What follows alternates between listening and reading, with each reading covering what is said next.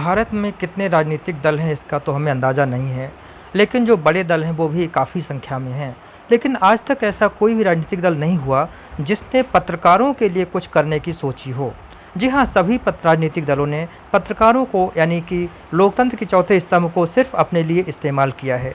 किसी ने ये नहीं सोचा कि ये जो पत्रकार बंधु हैं, जो पत्रकार हैं, जो हर समय चारों तरफ दौड़ते रहते हैं, हर तरह के हालात में दौड़ भाग करके सरकार के लिए, आम जनता के लिए खबरें इकट्ठी करते हैं और दोनों के बीच में सामंजस्य स्थापित करने का कार्य करते हैं, आखिर उनके लिए भी कुछ ज़रूरतें हैं या नहीं हैं।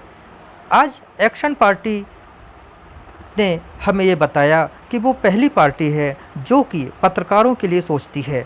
आइए हम आपको इस वीडियो में दिखाते हैं कि एक्शन पार्टी की क्या योजनाएं हैं और वो पत्रकारों के लिए क्या कार्य करेंगी। उनका मानना है कि पत्रकारों के लिए एक निर्वाचन क्षेत्र भी होना चाहिए, उनके लिए वेतन की व्यवस्था भी होनी चाहिए, साथ ही साथ उनको वो सभी लाभ मिलने चाहिए जो लाभ सरकारी कर्मचारियों को मिलते हैं। इन्हीं योजनाओं को लेकर आपको सारी जानकारी दे रहे हैं अनुराग सारथी जी।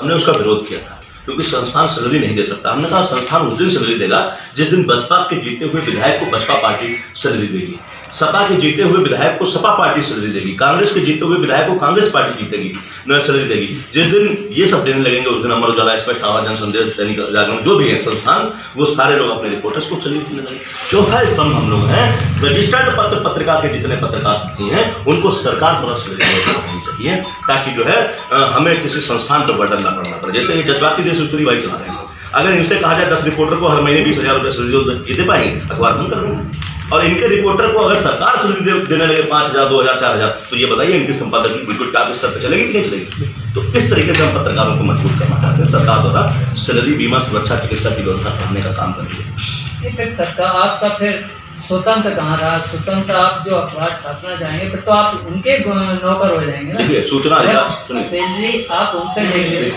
तो अखबार उनके नौकर हो जाएंगे। देखिए बात ये है, देखिए आज विधायक हमसे सैलरी लेता है, विधायक हमसे सैलरी लेता ना तनख्वाह विधायक लेने के बाद, हमसे तनख्वाह विधायक लेने के बाद अपने विधानसभा में कब जाएगा कोई टाइम फिक्स नहीं होता। जाएगा लेकिन कब जाएगा कोई टाइम फिक्स नहीं होता। उसका मन होगा जाएगा, उसका मन होगा नहीं जाएगा, उसका मन होगा विधानसभा में जाएगा, उसका मन होगा नहीं जाएगा, कोई बॉन्ड नहीं। वैसे हमारे पत्रकार के साथ नहीं होगा, जैसे तीसरे स्तंभ के साथ हो रहा है वैसे चौथे स्तंभ। लेकिन जब पत्रकार सरकार से वेतन लेगा तो फिर वो जैसे कि सरकारी चैनल के पत्रकार सरकार की गाते हैं, इसीलिए कोई व्यक्ति, अभी मेरा सवाल पूरा नहीं हुआ है, तो जो जिसके खाएगा उसी की बजाएगा, उसी की गाएगा, फिर पत्रकार निष्पक्ष होकर काम क्यों करेगा? क्योंकि बनिया की नौकरी करना तो कहीं कर लो, कोई दिक्कत नहीं। अब इसकी खाने उसकी बजाने की बात क्यों करते हैं भाई? हम पत्रकार स्वतंत्र है, फ्रीडम है, RNI विभाग द्वारा रजिस्टर्ड पत्रिका है, ठीक है। आज के हालात ये जो विज्ञापन देता है वो सोचता हमारे जैसे खबर लगे, हम जैसा चाहे वैसा लगे। हालात देखना है, सरकार जैसे विधायक को सैलरी देती है वैसे पत्रकारों को देगी और विधायक का मन होगा। आप देखिए समाजवादी पार्टी को सरकार ही ना तनख्वाह देती है और सरकार तनख्वाह देती है और विधानसभा में समाजवादी पार्टी का विधायक सरकार का पुरजोर विरोध करता है।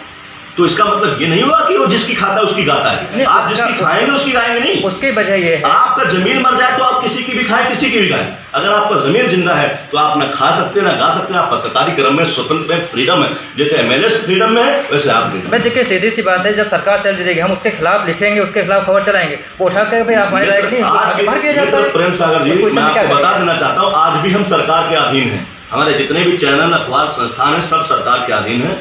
जिस दिन आप उल्टी सीधी खबर लगाते हैं उस दिन वो बंद कर सकता है, उसके पास अधिकार है। आज भी अधीन है, कल भी अधीन होंगे, हमें अधीनता से कोई नहीं रोक सकता। नहीं तो किसको बंद कर देगा? अखबार को बंद कर देगा या उसके प्रतिनिधि को बंद कर देगा? जी नहीं, अखबार को बंद कर देगा। अखबार को बंद करने का अधिकार उनके पास है और बंद किया। रवीश कुमार के चैनल को 2 दिन तक 3 दिन तक बंद रखा। रवीश कुमार के चैनल की हरकतें ऐसी थी कि वो ऐसी हरकत आपकी भी होंगी, मानेगा आपकी भी वही मानी जाएगी। मैं बता रहा हूँ, मैंने फेसबुक पेज को प्रमोट किया, मैंने अपने उसका पैसा मैंने फेसबुक को दिया, तीसरे दिन उसने रिजेक्ट कर दिया। अब हरकतें क्या थी, हमने अपने फेसबुक को प्रोजेक्ट किया था ना, वो हरकतें नहीं होती, वो उनकी नीति पर सेट नहीं बैठेगा वही हरकतें, जो हमें अच्छा नहीं लगेगा वही हरकतें भाई।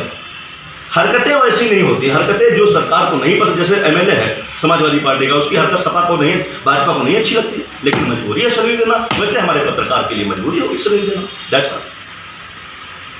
मेरे पत्रकार को सैलरी देना उनकी मजबूरी होगी, जैसे समाजवादी पार्टी को इस समय एमएलए को सैलरी देना उनकी मजबूरी है, वो विरोध करेगा। पत्रकारिता व्यवस्था ही है, हम सूचना अधिकारी थोड़े, नौकर थोड़े। और कोई सवाल पूछे,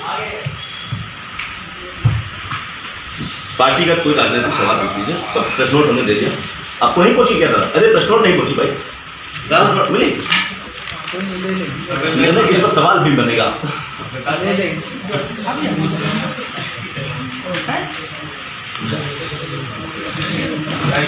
प्रेस नोट मिलेगा आप भैया, मैच में